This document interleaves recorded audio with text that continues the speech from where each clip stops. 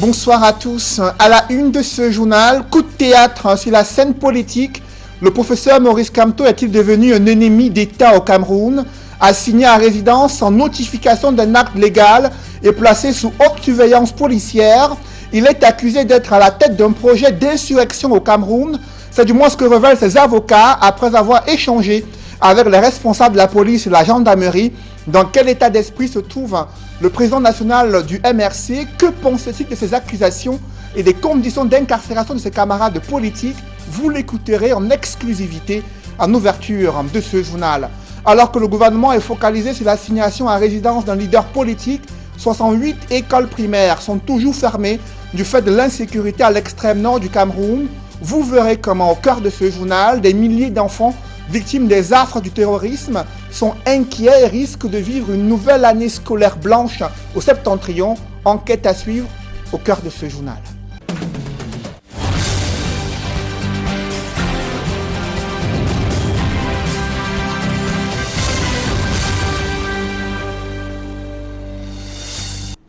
Merci de suivre cette édition complète de l'information sur Equinox Télévision.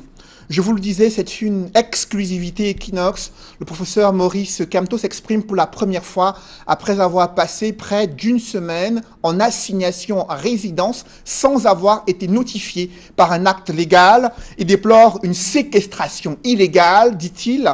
Il déplore également le fait que les instances compétentes n'ont pas tenu à le notifier. Il a appris, après avoir rencontré ses avocats ce jour dans sa résidence, ils ont eu l'autorisation de pouvoir discuter avec lui. Le professeur Maurice Kamto révèle qu'il est interdit de sortir de son domicile, décision qui lui a été annoncée par ses avocats. Je vous propose d'écouter le président national du Mouvement pour la Renaissance du Cameroun. Il s'exprime en exclusivité sur Equinox Télévision. C'est-à-dire depuis la nuit du dimanche 20 au lundi 21, que ma maison est encerclée. Ma concession est sous le contrôle total des forces que je suis obligé, vu les circonstances, d'appeler les forces répressives, qui sont des forces mixtes de la police et de la gendarmerie, lourdement équipées et qui font une démonstration à la fois écœurant mais inutile de force. Parce qu'une telle démonstration est absurde puisqu'en face, il n'y a qu'une pauvre famille qui vit dans sa concession paisiblement et qui ne demande qu'à vivre en paix. Ce siège a fait l'objet de critiques, de dénonciations qui n'ont jamais été entendues puisque chacun se demande pourquoi. Et quel est mon statut aujourd'hui, le statut de ma famille? Depuis une semaine, personne n'entre, personne ne sort de chez moi. Un des gardiens qui était en service chez moi, qui est sorti hier, a été aussitôt arrêté et embarqué, alors même que son chef, qui était venu pour assurer qu'il puisse prendre sa relève, avait eu un long pourparler avec les autorités de police et de gendarmerie qui contrôlent la situation. C'est dire que dans ces conditions, personne de chez moi ne peut se hasarder dehors, d'autant plus que ceux qui font le siège le disent à haute et intelligible voix. Tous ceux qui mettent le pied dehors seront arrêtés.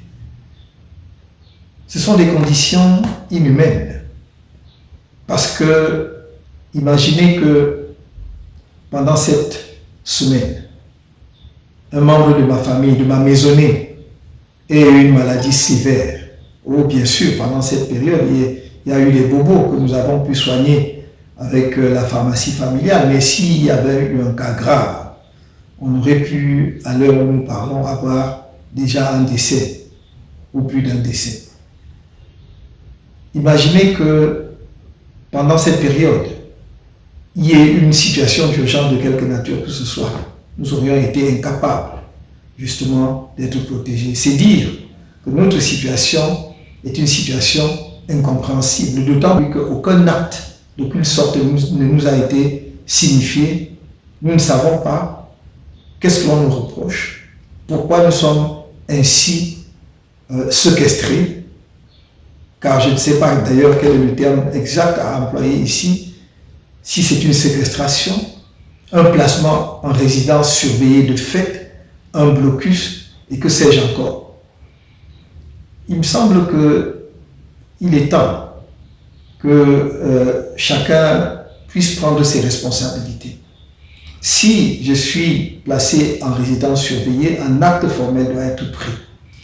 Aujourd'hui, j'ai reçu, avec, semble-t-il, la permission ou l'autorisation du délégué général à la Sûreté nationale, un certain nombre du collectif d'avocats Sylvain qui assure l'assistance des personnes interpellées avant, pendant et après les marches du 22 septembre. Et ces avocats m'ont dit, enfin ceux qui ont été reçus par le délégué général à la Sûreté nationale en compagnie du secrétaire d'État à la gendarmerie, m'ont dit que le message qu'ils étaient implicitement chargés de me transmettre, c'était que je suis interdit de sortie, donc je ne peux pas sortir de chez moi. Donc c'est une décision prise par les autorités, mais qui n'a pas été mise par écrit. Je ne sais d'ailleurs pas pourquoi ils n'assument pas pleinement la responsabilité de leurs actes jusqu'au bout. On nous dit que ces avocats peuvent venir me rendre visite à condition de le signaler aux dites autorités.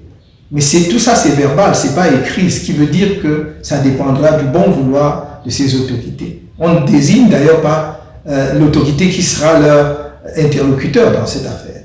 Ce qui veut dire qu'une autorité peut être contactée, elle peut donner son accord et le lendemain, une autre refuse son accord. On me dit qu'il serait possible désormais que peut-être quelqu'un puisse sortir de chez moi. Sauf moi, bien sûr. Dans mon cas, on a dit c'est exclu. Mais qu'est-ce qui garantit que la personne pourra sortir sans être arrêtée aussitôt, puisque l'agent de sécurité qui travaille chez moi est sorti hier et a été arrêté? Dans cette interview exclusive que le professeur Maurice Kamto accorde à Equinox Télévision, il s'insurge contre le fait qu'il soit un bouc émissaire politique au regard des conditions de mise en résidence surveillée. Malgré sa situation, le président national du MRC exprime toujours ses ambitions de diriger le Cameroun en misant sur une révision consensuelle du code électoral. Je vous propose à nouveau de l'écouter. Réaction exclusive sur Equinox Télévision. Que ce soit, que l'on donne à ceux qui peuvent sortir et entrer chez moi un sauf-conduit, un laissez-passer, quelque chose qu'ils pourront à tout moment pour présenter aux forces répressives qui entourent ma concession pour passer sans difficulté. On a rarement vu une telle démonstration de force, inutile, dis-je, parce qu'on a vu des engins qui ressemblaient à un tank, engin blindé avec un canon tourné et pointé vers ma concession. On a vu des voitures avec des gyrophares, des petites voitures de transport de troupes blindées, des pick-up de gendarmerie et de police, des limousines sans doute pour les autorités hiérarchiques de ces corps, notamment les commissaires et les officiers supérieurs de gendarmerie qui coordonnent ces opérations. Tout cela parce qu'on prétend que je suis porteur d'un projet d'insurrection pour renverser les institutions. Alors que chacun sait que je suis, parmi les dirigeants politiques de la scène camerounaise, celui qui a toujours proclamé son option permanente pour le changement dans la paix et par les urnes. Nous l'avons dit depuis 2012 et nous n'avons jamais changé de fusil d'épaule.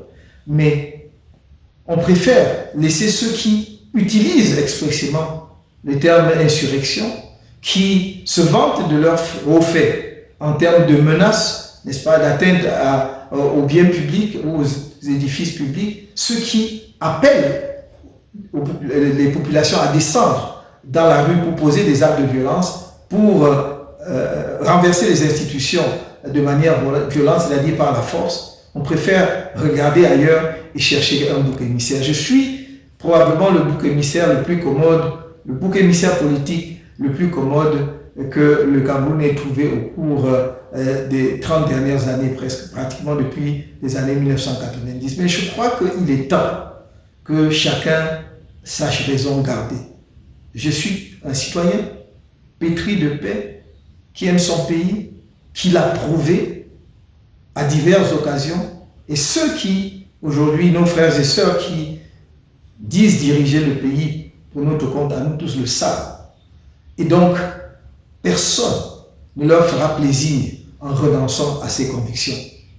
Nous avons des convictions, nous avons le droit d'ambitionner de diriger les affaires de notre pays. Les lois nationales et internationales le permettent, mais nous avons toujours dit, ce sont les Camerounais qui décideront.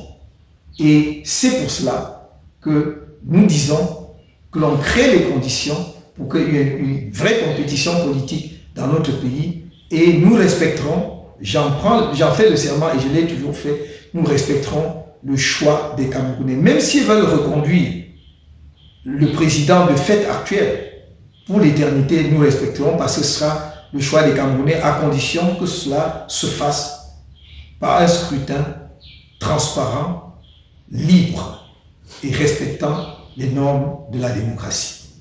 Après cette réaction exclusive du professeur Maurice Kamto, président du MRC, c'est une bataille de titans qui s'annonce, bataille juridico-politique entre le mouvement pour la renaissance du Cameroun et l'État du Cameroun, au moment où la police et la gendarmerie ont signifié aux avocats du professeur Maurice Kamto qu'il est accusé de fomenter un projet d'insurrection au Cameroun. De quoi s'agit-il concrètement? Comment ces avocats sont-ils parvenus à passer entre les mailles du filet de cette surveillance policière autour de son domicile à Yaoundé? Élément de réponse avec Ike Cyril. Je vous parlais donc de ce reportage concernant la mobilisation des avocats du professeur Maurice Kamto après avoir obtenu l'autorisation de la délégation générale à la sécurité nationale et de la gendarmerie nationale. Ils ont pu rencontrer le professeur Maurice Kamto. Ils ont échangé sur les raisons pour lesquelles il est assigné à résidence. Ils disent avoir obtenu des informations de la part de la police et la gendarmerie nationale, lesquelles font état des accusations sur des tentatives d'insurrection au Cameroun fomentées par le président national du mouvement pour la renaissance du Cameroun. Je vous propose d'écouter ces avocats. Ils s'expriment dans ce reportage que signe Ike Cyril. Nous reviendrons sur ce reportage. À présent, la réaction des acteurs de la société civile qui s'expriment, eux qui ont tenu à dénoncer des entraves au respect des droits de l'homme au Cameroun, notamment les personnes qui ont été arrêtées dans les principales villes du pays ont été contraintes aux actes de corruption pour obtenir la libération. Les ONG appellent à des sanctions à l'encontre du Cameroun qui peine à respecter les droits humains et les libertés de manifester et s'exprimer politiquement au Cameroun. Ils réagissent dans ce reportage que signe Donald Brice Kamgan. Sur ces images prises à la division régionale de la police judiciaire à Douala, des personnes arrêtées le 22 septembre dernier pendant et après les marches du mouvement pour la renaissance du Cameroun. Des images et vidéos devenues virales sur les réseaux sociaux et mettant en scène des conditions d'incarcération particulièrement difficiles de ces hommes et femmes. Dans ce témoignage audio, cet ex-détenu décrit les mésaventures de ses pairs. À la PJ, nous étions 8 femmes. Je suis la seule qui est sortie. Il y a encore 7 femmes là-bas. Quand je suis arrivée, il y a même une qui était en train de saigner. Elle m'a demandé le lotus. Maman, si tu as le lotus, donne-moi, je mets dans mes fesses. Il y a les autres là qui étaient malades, ils avaient la fièvre. Même le policier qui était à côté m'a dit que si tu as l'argent, on va les acheter, les Ferragas. Avec le réseau des défenseurs des droits humains en Afrique centrale, Mandela Center et d'autres organisations de la société civile, l'ONG Un Monde à Venir dénonce des arrestations arbitraires, des tortures. Au moins 400 personnes sont détenues depuis le 22 septembre dernier, d'après les organisations de défense des droits humains, près de 600 d'après le MRC. D'aucuns seraient libérés contre versement de sommes d'argent. L'information circule, n'est-ce pas, des personnes qui ont semble-t-il, donné de l'argent pour sortir. Et donc, ça fait monnaie désormais pour sortir de ces détentions. Quels sont les montants? Les montants qui nous ont été signalés jusqu'ici, on nous a signalé tournent autour de 200 000 francs. Les associations de défense des droits humains appellent le gouvernement à libérer urgemment toutes les personnes arrêtées et à poursuivre en justice les agents de force de maintien de l'ordre et de sécurité coupables de bavure. Nous sommes en train de vivre ce qu'on appelle un peu la criminalisation de l'engagement militant. Quand vous vous engagez et que vous défendez une opinion contraire à un gouvernement et que ce gouvernement choisisse de vous faire poursuivre par le tribunal militaire, c'est-à-dire qu'on vous assimile à un terroriste, vous vous rendez compte? C'est quand même le niveau le plus bas qu'on ait jamais connu au Cameroun en termes de violation des droits de l'homme. Mandela Center va plus loin. Cette ONG demande à la communauté internationale de prendre des sanctions contre les dirigeants camerounais, ordonnateurs de ces violations des droits de l'homme. Depuis la veille des marches du 22 septembre dernier qu'il a convoqué, Maurice Kamto est placé sous haute surveillance. Devant sa résidence à Yaoundé, des équipes mixtes de police-gendarmerie campent depuis lors. Et Maurice Kamto sera fixé sur son sort dans les tout prochains jours. Selon ses avocats, il est accusé d'être porteur d'un projet d'insurrection au Cameroun. Véritable scandale, selon les avocats du professeur Maurice Kamto, président national du MRC. Ils ont échangé avec la police et la gendarmerie. Ces différentes autorités ont indiqué qu'il est interdit de sortir de sa résidence jusqu'à nouvel avis. Il s'exprime, ses avocats, dans ce reportage que signe Aïk Cyril.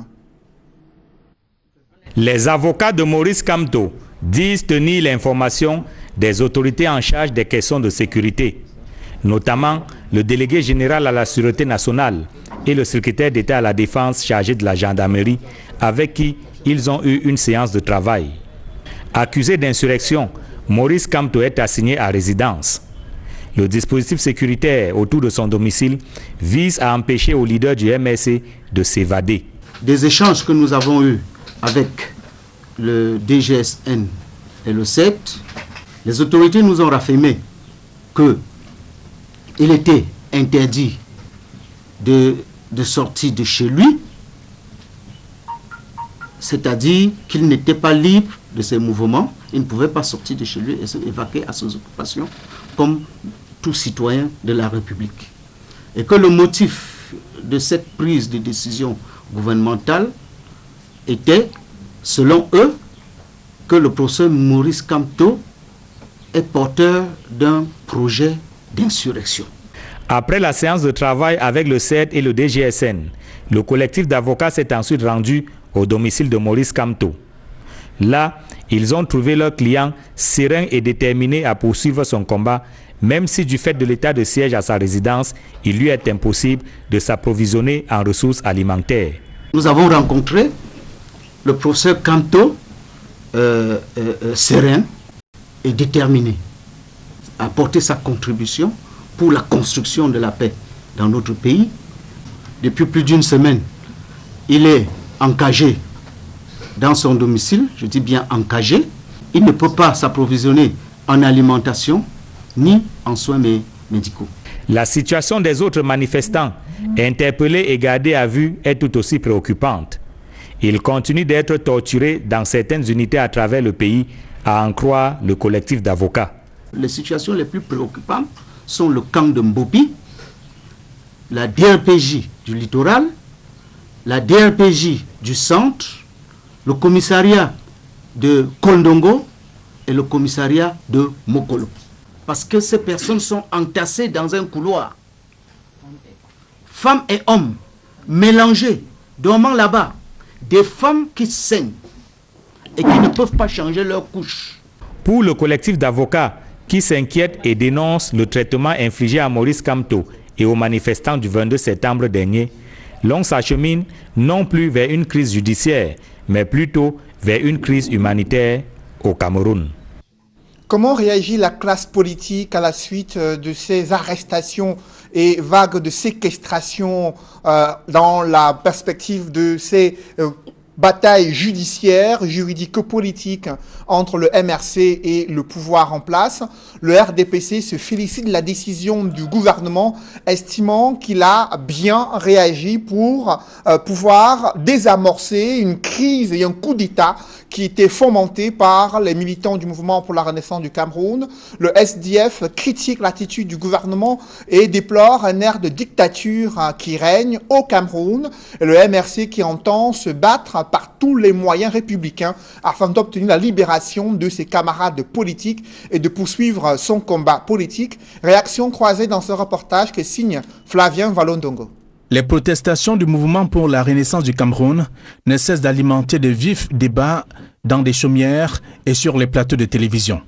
Des acteurs politiques de l'opposition, comme ceux du parti au pouvoir, s'affrontent autour des marches du 22 septembre dernier. Aucun pays au monde ne peut faire en sorte que dans la phase annonciatrice de la crise, qu'on annonce le chassement, qu'on annonce un nouvel hall de Trabi et vous déroule le tapis rouge, ça n'existe pas. Si le RDPC s'est réjoui d'avoir contrecarré l'action du mouvement pour la renaissance du Cameroun et alliés, l'opposition estime que c'est un déséquilibre qui ne rassure pas les mécontents. Au Cameroun, il y a un système de 2 poids, 2 mesures.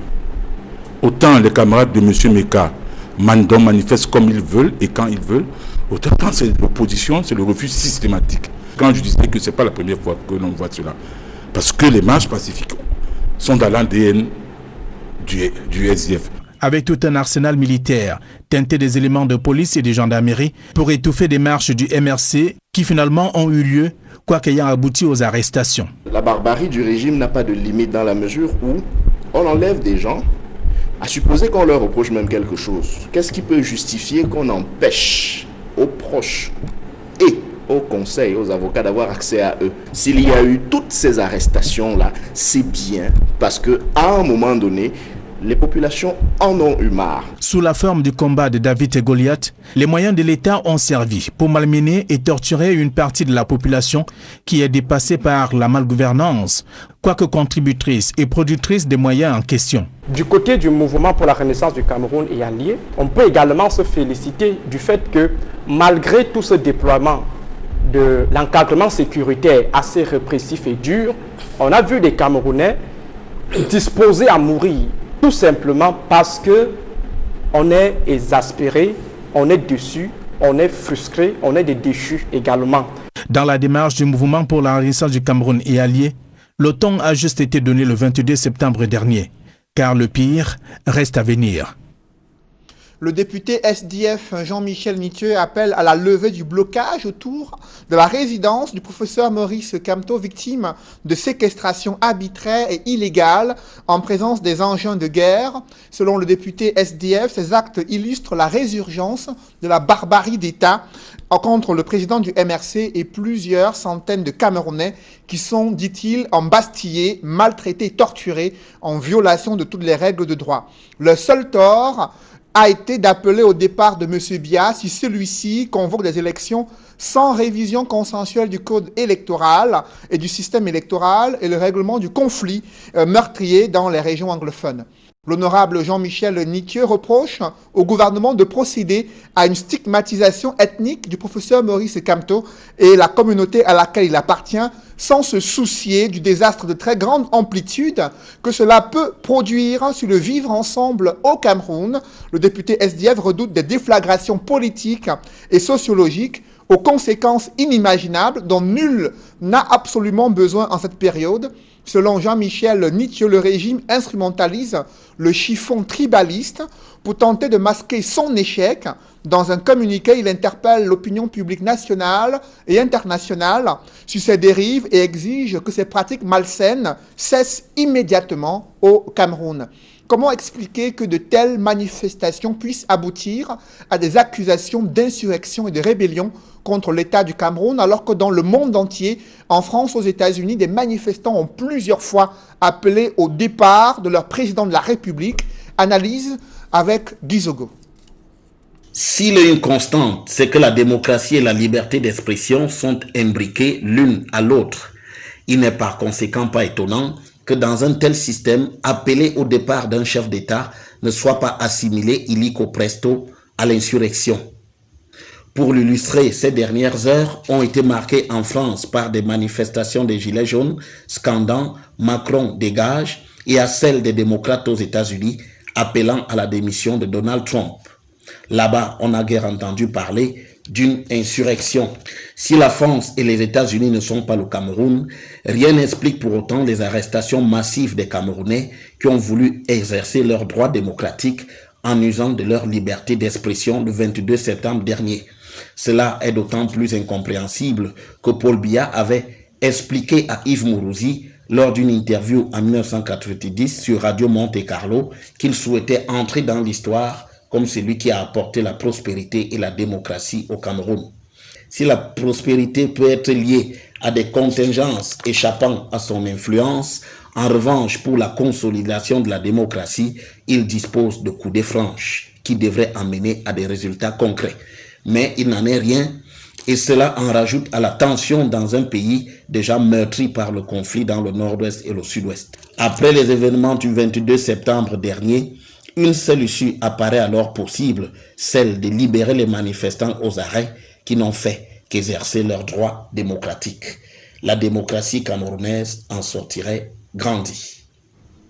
Des publi-reportages dans ce journal, des ateliers d'orientation académique sont organisés à l'Institut universitaire de Golfe de Guinée. Objectif, permettre aux bacheliers, aux autres étudiants d'avoir des outils pour mieux choisir leur filière académique et pouvoir bénéficier d'une formation de qualité afin de décrocher un diplôme, d'avoir des compétences nécessaires pour s'insérer sur le marché de l'emploi. Reportage.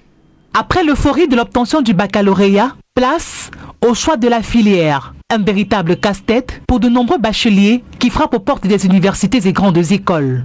C'est une étape très déterminante pour une meilleure insertion professionnelle. C'est pour répondre à cette préoccupation majeure des jeunes bacheliers que l'Institut universitaire du Golfe de Guinée a ouvert des ateliers d'orientation afin de leur donner des outils devant leur permettre de faire le bon choix en fonction de leur capacité intellectuelle. Il est donc question que l'Institut universitaire du Golfe de Guinée offre cet espace qui va permettre aux élèves d'avoir encore plus d'informations sur ce qu'ils vont devenir après le bac. C'est pour cela que le président de l'Institut universitaire du Golfe de Guinée, M. Louis-Marie Njambou, a créé avec ses équipes ce travail, cet espace pour que tous les élèves, tous les bacheliers et même les universitaires qui ont des problèmes d'orientation se dirigent vers ici jusqu'à la fin du mois d'octobre pour avoir des informations contre le Golfe de Guinée. Donc il n'est pas simplement question de parler de l'IUG, mais de l'ensemble de l'offre de formation qui est offerte au Cameroun, dans la sous-région et à l'étranger. Une initiative saluée par ces apprenants qui, en grand nombre au quotidien, viennent être édifiés sur la gamme de filières qu'offrent les écoles supérieures. Je sors du lycée technique de Nilon-Douala où j'ai eu mon baccalauréat en comptabilité et gestion.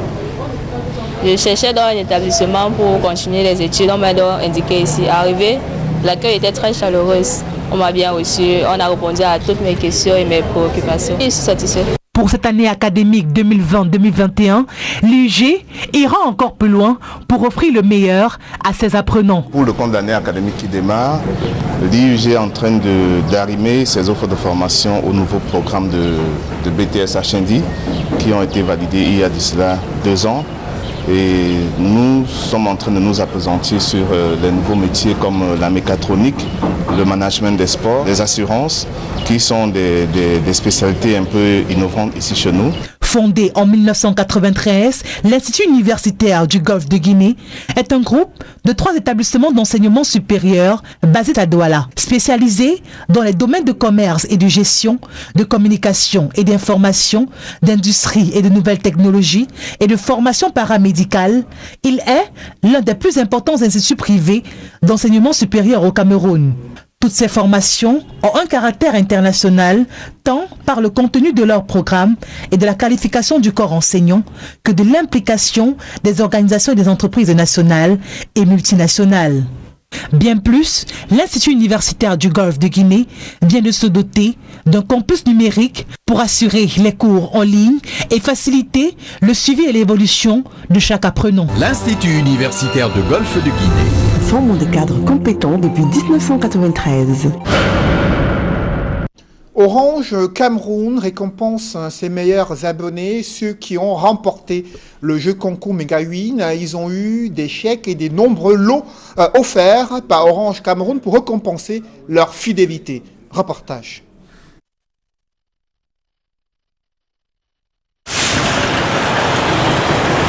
Orange Cameroun tient ses promesses. Le géant de télécommunications prime son aimable clientèle.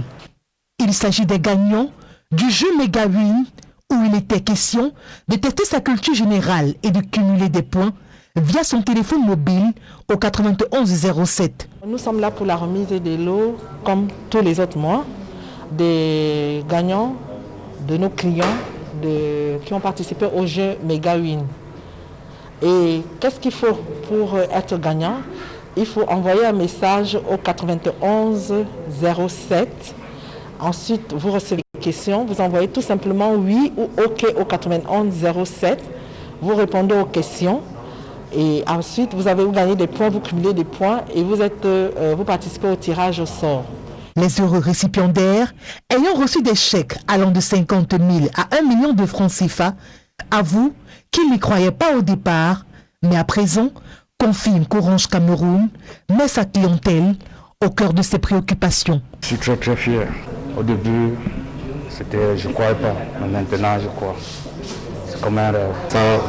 Très heureux, je sens confiant, on sent que la rentrée est assurée. À Orange Cameroun, j'ai dit un seul mot, va de l'avant. Oh, mais j'ai répondu aux questions de culture générale. Ça, c'est de la culture. Et c'est pourquoi j'ai profité de l'occasion pour demander à tous mes frères et sœurs camerounais de s'habituer à la culture, de lire et de s'informer. Cette foire aux récompenses est loin d'être terminée. Un chèque plus important attend celui ou celle qui participera à ce jeu lancé par Orange Cameroun pour apporter du soleil au quotidien de ses milliers d'abonnés à travers le pays. En ce moment, nous avons un gros lot. Ça, je le rappelle à tous nos clients et aux futurs clients de participer au jeu parce qu'on a un gros lot de 3 millions à la fin du mois de septembre. Et vous-même, nous tous, nous savons que ce sera très important avec la rentrée scolaire. À travers ce concept Megawin, Orange Cameroun récompense ainsi la fidélité de sa clientèle en célébrant la proximité et le partage, cher à la marque. Mesdames, Messieurs, c'est la fin de ce journal. Merci de l'avoir suivi. Juste après cette édition de 20h, retrouvez Serge Alain Autou et ses invités pour le débrief du journal sur le plateau d'Equinox Soir. Serge Alain. Séquestration ou assignation à résidence, le professeur Maurice Kamto ne comprend pas ce qui lui arrive. Dans une exclusivité accordée à Equinox Télévision, il dénonce le fait d'être un bouc émissaire politique. Il déplore le fait qu'il n'a été notifié d'aucune mise en résidence surveillée ou encore assignation à résidence. Ce sont ses avocats qui lui ont fait savoir à travers des échanges qu'ils ont eus avec les responsables de la police et la gendarmerie. Malgré cette situation, il dit être déterminé à porter ses revendications politiques pour la révision consensuelle du système électoral et continue d'afficher son ambition de diriger le Cameroun, l'a-t-il martelé en précisant qu'il est un homme épris de paix et qui ne saurait être engagé dans un projet d'insurrection au Cameroun. Voilà, madame, monsieur, c'est dans l'essentiel d'Equinox Soir. Deuxième partie. Bonne soirée à vous, Cédric. Bonne soirée à vous, Serge Alain. Rendez-vous demain. 20h. Dans un instant, la suite, Equinox Soir.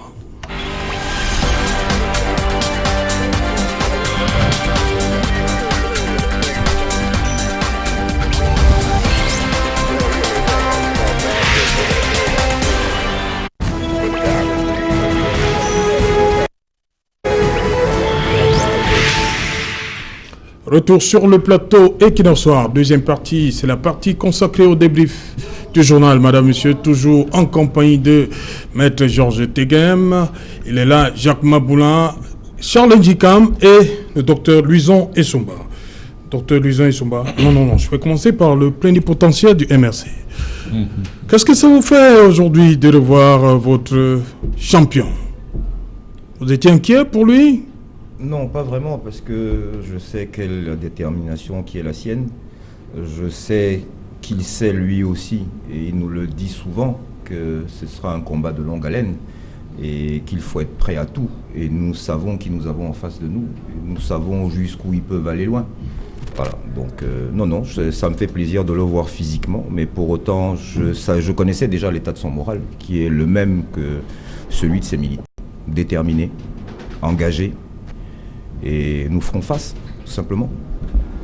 Voilà, Major Tegem, vous avez suivi votre confrère aîné, j'aime souvent le dire, qu'on apprend tous les jours et qui n'en soit. Le confrère aîné, Maître Hippolyte Méli, il nous fait savoir que il reprend en fait les propos tenus du côté de la police et de la gendarmerie. On leur a fait savoir, mais c'est un collectif qui était là-bas, que le professeur Maurice Kamto était porteur d'un projet d'insurrection.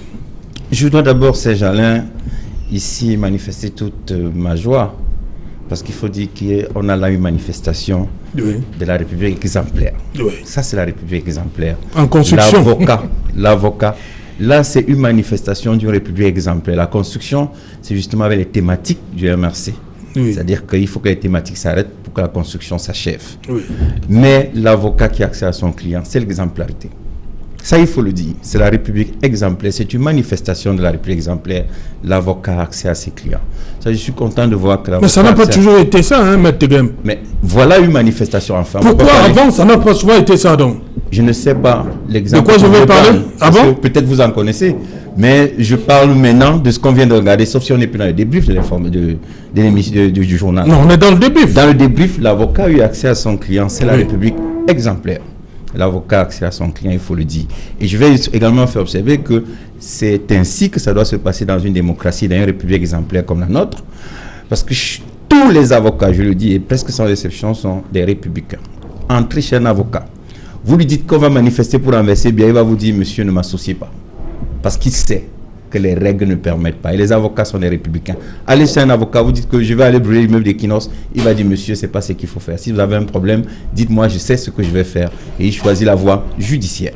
Ce que j'ai également observé, Serge Alain, c'est que j'ai écouté tout à l'heure. Je suis quand même surpris qu'on veut régler les problèmes des Camerounais, mais quand on n'est pas en résidence, parce que moi je pense qu'on est dans le cadre d'une mesure de surveillance judiciaire, sous réserve des pouvoirs reconnus au juge d'instruction et à la justice. Je pense que là, peut-être, parce que là, je vais aller un peu très loin, je pense qu'on serait dans une mesure de surveillance judiciaire. Lorsqu'on est dans cette situation, je ne comprends pas qu'on dit régler les problèmes des Camerounais, mais on s'occupe du code électoral qu'il faut modifier pour qu'on prétende à la présidence de la République. C'est une situation, nous sommes d'accord, c'est un droit pour chaque citoyen de postuler au poste de président de la République. Mais nous disons que ce n'est pas parce que quelqu'un doit y accéder qu'il doit mettre la République en lambeaux. Que ce soit noté pour tout le monde. Et en tout cas, moi, je pense que nous devons tous développer des comportements patriotiques et républicains. La République a des règles. Le suffrage universel a eu lieu en 2018. Le prochain, c'est en 2025. Sauf événement majeur, c'est en 2025. Si quelqu'un veut gagner les élections en 2025, il faut oublier ses armes, il se prépare pour chercher à gagner le scrutin en formant ses militants et non en participant à une manœuvre de destruction de la République, de destruction des valeurs, en instrumentalisant la jeunesse. Une opposition à court d'arguments, une opposition, si vous voulez, sans thématique sérieuse. Parce que je ne pense pas qu'une thématique sérieuse, c'est il doit partir. Et j'ai vu là même, on a évoqué la France, en disant la France et les États-Unis, on peut demander de partir. Mais je voulais faire observer également que la loi pénale a un principe connu d'un étudiant de deuxième année. Je parle sous le contrôle du Dr Essomba, c'est le principe de la territorialité de la loi pénale. La loi pénale camerounaise s'applique au Cameroun.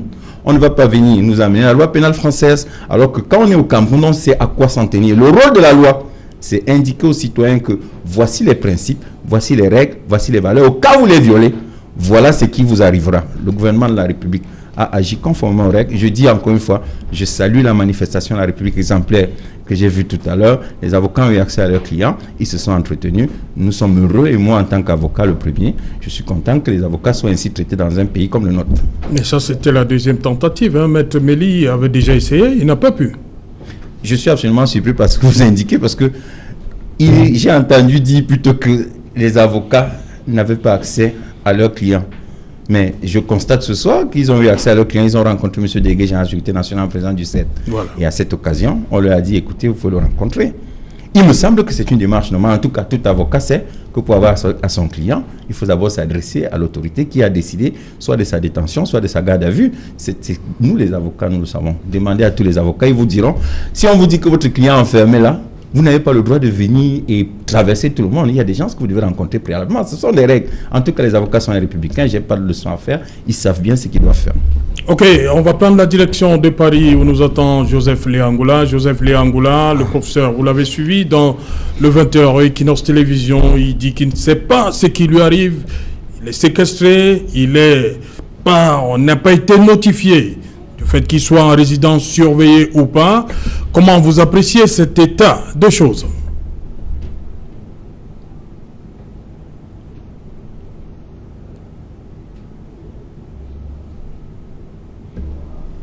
Voilà, on va reprendre. Oui, déjà, le professeur Dr Luisan Issomba. Oui, j'ai vu ces images comme tout Camerounais. Je dois vous avouer que, à regarder le professeur Maurice Kamto, on a l'impression que rien ne se passe. C'est-à-dire, il est zen, il a un regard qui témoigne de ce qu'il a foi en son combat. Et ça me permet de dire que, de rentrer encore dans les tests pour dire que, quand je revois la loi de 90, 055 du 19 décembre 1990, qui, en ses articles 6 et 7, précise justement que nous sommes dans un système de déclaration, n'est-ce pas, pour les manifestations publiques et réunions publiques. Et en réalité, la loi de 90 ne précise pas les objets qui peuvent faire qui peuvent amener à l'interdiction. C'est la raison pour laquelle l'article 8 donne donc compétence au sous-préfet de pouvoir régulièrement apprécier la nature de la demande qui en est faite. C'est la raison pour laquelle, vous avez vu, les sous-préfets, justement, qui ont compétence exclusive en matière, justement, d'encadrement des manifestations et réunions publiques, ont donc ce pouvoir d'appréciation. Cela veut donc dire que, dans le cas de l'espèce, on se rend bien évidemment compte que, en demandant, en organisant une marche pacifique, et en demandant justement le départ du président de la République, le sous-préfet ne peut jamais cautionner, valider, autoriser une telle démarche parce qu'en son sens, à son niveau, il s'agit là d'une manifestation qui va viser à déstabiliser une institution de l'État. Vous voyez, et c'est là donc le problème. Cela veut dire donc que la loi de 1990 mérite donc d'être réformée, retouchée, adaptée dans le contexte justement de l'évolution des droits de l'homme et libertés fondamentales. Parce que quand vous regardez, comme je vous l'ai indiqué, l'autorité administrative, de police administrative a les pleins pouvoirs pour justement autoriser, mais aussi d'apprécier l'objet de la marche. Et c'est à ce niveau-là, justement, qu'il y a un problème, parce que la loi elle-même n'a pas véritablement défini les objets qui peuvent faire l'objet, qui peuvent faire, comment dire, suite des interdictions. Donc, il faut le relever. Disons également que Maître Teguin a évoqué justement la République exemplaire. J'aime bien cette expression. Je voudrais lui dire quand même que j'aime plutôt quand tu dis une République en construction, parce qu'aucune République n'est exemplaire. Ça, il faut le souligner. Les républiques sont toutes en construction. Et quand nous prenons toute la République, c'est quoi? C'est la chose qui appartient à tous, qui est dans une perpétuelle mise en œuvre, dans une perpétuelle mutation. Donc, exemplarité, je trouve que c'est un peu trop fort. C'est également l'image qui démontre que dans le pays, les choses peuvent se décider d'être bien faites. C'est-à-dire laisser le soin à un avocat de rencontrer son client. C'est tout à fait normal. Et dans le cas de l'espèce, on pourrait faire, bon, il n'a pas voulu, il a fait des appréciations dans le sens du droit privé, mais on pouvait aussi rentrer dans le droit public, c'est-à-dire que pour indiquer qu'on peut y voir une manifestation d'une voie de fait administrative. Mais la voie de fait administrative à ce niveau ne peut pas avoir totalement effet, tout simplement parce que les forces de défense et de sécurité ne sont pas encore rentrées dans le domicile. C'est-à-dire qu'à l'intérieur du professeur Maurice Kamto, c'est-à-dire que ces forces sont simplement à l'extérieur. On pourrait peut-être évoquer l'idée aussi, je dirais, d'une emprise. Mais jusque-là, l'emprise, il faut une réelle dépossession des biens du propriétaire. Donc, ça veut dire tout simplement que le professeur Maurice Kamto a lancé une marche pacifique. Les autorités administratives, de police administrative ont estimé que le seul fait pour ces marches, quoique pacifiques, mais n'ayant pas fait l'objet d'une déclaration préalable, de rentrer dans ce qu'on appelle des marches qui piétinent l'ordre public, qui piétinent l'ordre républicain. Voilà, on va repartir du côté de Paris où nous attend Joseph Léangoula. Bonsoir Joseph, une fois de plus. Cette situation, on aimerait avoir votre sentiment là-dessus. Séquestration n'a pas été notifiée, assignation à résidence. Comment vous appréciez cette situation? Ce que vit actuellement le professeur Maurice Kamto? Alors écoutez, j'estime quand même qu'il y a là des éléments qui peuvent davantage radicaliser les positions politiques, parce que Maurice Kamto est un leader politique qui est quand même suivi par un nombre important de Camerounais qui voient d'un très mauvais œil et qui n'apprécient guère aujourd'hui le traitement dont il fait l'objet. Mais on parle beaucoup d'assignation. Il faut peut-être préciser qu'aujourd'hui, Maurice Kamto fait l'objet d'une double assignation. Il y a d'abord une assignation à résidence, avec notamment le fort déploiement des dispositifs sécuritaires qu'on a pu voir autour de son domicile. Mais il y a plus grave aujourd'hui, et qu'on a tendance à sous-estimer, c'est qu'il fait également l'objet d'une assignation identitaire. C'est-à-dire on le confine à une communauté. Aujourd'hui, par exemple, présenter le leader Maurice Kamto, qui est un leader d'une formation politique qui a la prétention d'être implanté sur l'ensemble du triangle national, le présenter aujourd'hui ou le réduire à un entrepreneur identitaire qui est là pour porter le désir de vengeance et les ambitions hégémoniques d'une communauté, établit des liens de corrélation entre les origines ethniques de Maurice Kamto et sa clientèle politique ou sa base de soutien, c'est à mon avis s'aventurer dans un jeu dangereux. Ça relève d'un simplisme qui menace de fissurer davantage du social camerounais et qui pourrait porter un coup aujourd'hui à la cohésion que nous sommes en train de rechercher. Donc il y a derrière cette bataille politique entre le MRC et le RDPC l'avenir du Cameroun, l'avenir de la cohésion entre les Camerounais, au-delà de la question des droits de l'homme qui est elle aussi préoccupante. Par ailleurs, je voulais rajouter un élément qui me semble essentiel. Aujourd'hui, on se plaint d'une certaine diaspora qui se mobilise à l'étranger et qui, à travers ses actions, serait en train de ternir l'image du Cameroun. Ce qu'on oublie très souvent, c'est que la radicalisation s'est déplacée à l'extérieur lorsque l'espace politique au niveau national s'est rétréci. Si vous observez bien dans l'histoire du Cameroun et que vous regardez la séquence 1970-1990, avant le vaste mouvement de libéralisation politique, on constatait qu'effectivement l'essentiel des opposants au régime en place était concentré à l'extérieur. Après l'ouverture du jeu politique au niveau national, ils sont revenus et ils ont concentré la bataille politique sur le territoire national. Alors aujourd'hui, avec le rétrécissement de l'espace politique, ces nouvelles figures de l'opposition vont également déplacer le débat et la bataille politique à l'étranger. C'est pourquoi on observe aujourd'hui la résurgence de ce phénomène de la brigade anti-Sardina que tout le monde est en train de dénoncer. C'est en fait un révélateur, un indicateur du malaise politique à l'intérieur du pays et de l'étroitesse de l'espace dans lequel les leaders politiques sont en train d'opérer.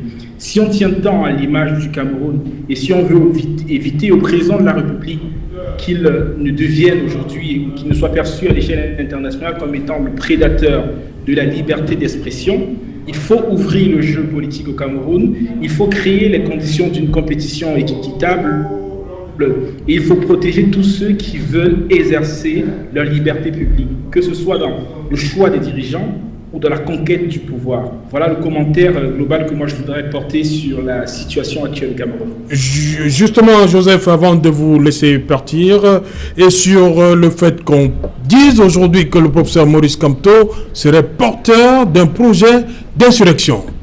Votre avis? Alors, l'insurrection, c'est un mot effectivement qui, dont les usages varient en fonction de qui l'emploie et en fonction des ambitions de la personne. Il faut rappeler quand même que dans le jargon de sciences politiques, l'insurrection renvoie quand même à un soulèvement armé contre une autorité établie. Il ne me semble pas que ces conditions sont rassemblées au Cameroun. On a en face, je dirais, on a plutôt affaire au Cameroun à un mouvement de mécontentement Et ce mouvement de mécontentement est manifestement suscité par une formation politique. Et j'en profite justement de cette séquence pour glisser une alerte qui me semble importante. Lorsque dans un pays, on détricote progressivement le pouvoir d'action des partis politiques, lorsque dans un pays, on empêche la société civile de canaliser le mécontentement, de lui donner une expression légale, eh bien, on est progressivement et lentement en train de créer les conditions d'une explosion de la violence. Et cette fois, il n'y aura pas de leader pour le canaliser. Il n'y aura pas de leader pour la canaliser, pardon. Il n'y aura pas de parti politique pour encadrer, enregistrer, orienter l'expression politique de ce mécontentement. Et ça peut conduire à des situations extrêmement graves comme une émeute ou alors véritablement à une insurrection. C'est ce qui s'est passé, par exemple, dans les régions où l'absence d'leaders a créé un vide dans lequel effectivement de nouveaux entrepreneurs, et cette fois les entrepreneurs de la violence, ont émergé et ont plongé depuis 4 années déjà cette région dans un conflit sanglant. Voilà. Si on veut l'éviter au Cameroun, il faut créer les conditions d'une participation je veux dire sans risque effectivement de répression vis-à-vis des leaders politiques. Voilà, merci. De la société civile. Merci Joseph Léangoula, je rappelle que vous êtes analyste politique. Merci d'avoir participé à cette édition Equinoxois, émission d'utilité publique. Jacques Maboula, oui. Sur le... Est-ce que le professeur Maurice Kamto est condamné déjà? Non, il n'est pas condamné, juste que il est... Quand on le fait savoir comme ça à ses avocats? Non, le professeur Maurice Kamto, je l'ai entendu, j'ai plus entendu parler le juriste. Oui. Je n'ai pas entendu parler l'homme politique. Parce que quand on a un homme politique averti, on sait au moins ce que appeler au départ d'un chef de l'État, c'est remettre en question la stabilité de l'État. Et donc vous actionnez d'autres leviers qui sont des leviers de la sécurité de l'appareil de l'État. Quand vous dites que vous allez faire partie un chef de l'État, vous actionnez sur les leviers sécuritaires et sûreté de l'État. Et à ce moment donné, vous faites entrer d'autres forces.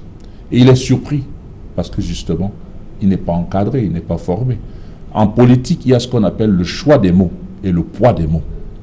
Et quand vous faites des erreurs d'adressage, de message, des erreurs de définition des objectifs, et bien entendu, vous êtes souvent surpris, parce que là, il est entré dans ce qu'on appelle le rapport des forces. Eh bien, quand vous faites déclarer le rapport des forces, vous ne pouvez pas dire qu'il n'y a pas de coup fort. L'État utilise tous les moyens qu'il a à sa disposition pour s'assurer que l'État ne vacillera pas, l'État ne tombera pas. Et il est dans cette logique-là, c'est pour ça que j'ai dit au départ, la définition des objectifs définit la fédération des forces possibles qui puissent se mettre en marche. Il aurait dit qu'il marche juste pour le système électoral, on n'aurait pas mis l'armée autour de sa maison. Il aurait dit qu'il marche juste pour la crise anglophone, on n'aurait pas mis ce dispositif-là autour de sa maison. Ceci dit, le timing qu'il choisit est un timing en dehors du temps institutionnel. Le timing qu'il choisit pour faire partie le chef de l'État est un timing qui montre que ces boycotts successifs des élections cadrent bien avec sa démarche. Jacques Maboula, oui. Lorsqu'en 92, on met le... Je ne sais pas si c'est le même dispositif, hein, c'est Ni John Fundi Abamenda. Il avait demandé quoi? Écoutez, à l'époque, John Fundi revendiquait une élection gagnée. 92, monsieur Maboula. C'était un rapport de force également. Oui. On est justement dans ce qu'on appelle la conquête du pouvoir. Oui. Donc, à l'époque, c'est Paul Biya qui est président de la République. Il a tous les pouvoirs, il a mis ce dispositif, ce qui n'est pas le cas de Maurice Kamto aujourd'hui, qui n'est pas président de la République, qui est en dehors du temps démocratique imparti par notre Constitution, et qui dit que dans le temps qui m'est fixé, je vais lancer un nombre d'opérations de marche visant à faire partie le chef de l'État. Et à ce moment donné, chacun est interpellé en tant que politique. Est-ce qu'on y va? Est-ce qu'on n'y va pas? Faire partie un chef de l'État, c'est un projet structuré. Ne dites pas que vous accompagnez un homme à faire partie d'un chef de l'État, ne connaissant ni les tenants ni les aboutissants. Parce que vous voyez qu'au fur et à mesure on s'est approché de la date, on a vu des avocats internationaux apparaître, peut-être on serait arrivé au pont de Dibamba, vers Yaoundé, on aurait vu d'autres forces entrer en considération. Donc je dis, l'État est dans ce qu'on appelle la prévention, dans la protection préventive des institutions. On ne sait pas jusqu'où. Bon, là, je mets ça sous la réserve des renseignements généraux qui peuvent disposer de certaines informations qui échappent aux citoyens que je suis. Et c'est pour ça que je dis, nous les politiques, nous avons la responsabilité de former les citoyens, de les éduquer au changement, parce que le changement qui n'est pas dans le timing institutionnel est un changement dit anormal, et vous pouvez facilement vous retrouver dans un glissement qui vous compromet la liberté durablement. Je dis, on n'a que 4-5 années qui nous restent. Il est préférable de faire le changement tous ensemble en 2025, ou un peu avant si un événement majeur venait à survenir, plutôt que de créer une implosion sur notre pays qui nous a de liberté, vers des suppressions de vie, vers la remise en question des activités des citoyens, ces jeunes femmes qui gagnent leur vie au quotidien. Et je dis, en mon sens, il faut faire attention. Avant de coller, il faut s'assurer d'avoir copié. Je vois des gens partir, prendre les exemples de la France, des États-Unis, où on a dit que les gens appelaient au départ de Trump, de Macron. On n'a pas le même code pénal. On n'a pas du tout le même code pénal. Et c'est des gens qui ont conçu ce code pénal qui vont aujourd'hui nous dire qu'on a des leçons à prendre ailleurs. Je dis non. Dans notre code pénal, cette histoire est fortement réprimée. Je crois que Maître Tegenke ici pourra très bien nous dire pourquoi c'est dangereux de s'aventurer dans cette démarche qui est qualifiée aujourd'hui d'insurrectionnelle, parce que vous défiez l'autorité de l'État, et l'autorité de l'État, quand vous défiez, vous devez vous attendre aux représailles. Permettez, Charles Dicam, qu'on termine de ce côté. Permettez qu'on termine rapidement, Maître Tegem. Vous voulez ajouter? Non, je voudrais juste faire observer chez ces gens-là qu'il faut qu'on commence à être sérieux, que l'opposition soit responsable. Un monsieur, fut-il professeur agrégé, n'a le mandat de personne pour dire qu'il agit au nom du peuple. C'est un individu qui s'autoproclame souverain, à la place d'un peuple déjà souverain, et revendique les modifications du code électoral, et revendique la résolution de la crise. Il s'autoproclame souverain à la place du peuple souverain, parce qu'aujourd'hui, il n'a aucun mandat de ce peuple. Le mandat s'obtient au bout d'un processus électoral. On est au bout du processus électoral et on est parti aux élections le 9 février. Il n'a été élu nulle part. Il ne représente aucun peuple camerounais pour se substituer à lui. Le peuple camerounais est souverain. Et si quelqu'un veut obtenir le suffrage des Camerounais, il fait campagne. Et les Camerounais l'élisent. À ce moment, il parle au nom du peuple. Donc, la qualité de professeur, nous respectons, parce que j'ai toujours dit, nous respectons les valeurs. Maintenant, sur l'exemplarité, je voudrais faire observer au professeur ou au docteur Somba que oui, vous avez tout à fait raison, l'exemplarité c'est difficile, mais il y a des comportements qui peuvent être exemplaires. On peut apprécier au cas par cas. Là, c'en est un. Permettre aux avocats de rencontrer leurs clients, c'est un